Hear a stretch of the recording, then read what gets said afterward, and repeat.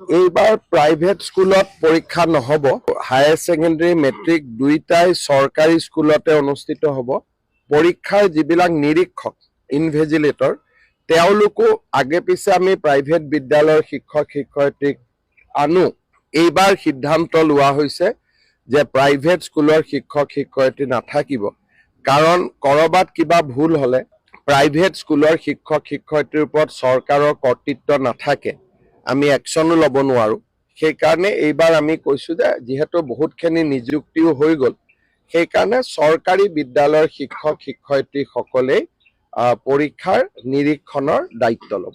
যোৱা কেইদিনমানত 10,000তকৈ বেছি শিক্ষক শিক্ষয়িত্ৰী নিযুক্তি হৈছে আৰু ফেব্ৰুৱাৰী মাহত আৰু 5,000 মান শিক্ষক শিক্ষয়িত্ৰী নতুনকৈ নিযুক্তি হোৱাৰ সম্ভাৱনাও আছে।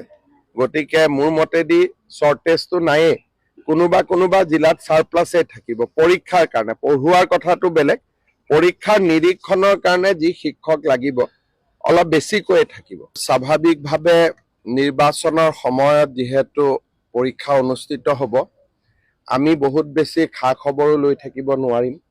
সেইকাৰণে আজি মই আমাৰ যিখিনি চেণ্টাৰ ইনচাৰ্জ আছে তেখেতসকলক নিমন্ত্ৰণ কৰিছিলোঁ।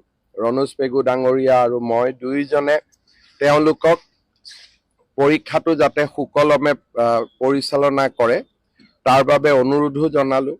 আৰু আগতে বিশেষকৈ এডিআৰই পৰীক্ষা এই শিক্ষক শিক্ষয়িত্ৰীৰ দ্বাৰাই সুন্দৰভাৱে অনুষ্ঠিত হৈছিল, তেখেতসকলক অভিনন্দনো জনালোঁ।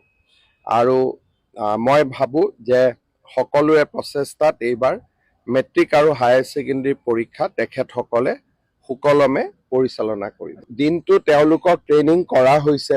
ইয়াৰ সূক্ষ্ম কথা বতৰাবিলাকত আমি সোমোৱা নাই, কেনেকে পৰীক্ষা আনিব লাগিব, ক'ত মোবাইল থ'ব লাগিব, ক'ত CCTV ল'ব লাগিব, পৰীক্ষাৰ প্ৰশ্ন কাকত ক'ত থাকিব, ই এটা দীঘলীয়া প্ৰশিক্ষণ।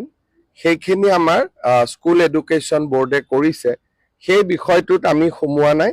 আমি মাত্ৰ তেওঁলোকক এইটোৱে পৰামৰ্শ দিছোঁ যাতে পৰীক্ষাটো ভাল কৰি আপোনালোকে পৰিচালনা কৰে।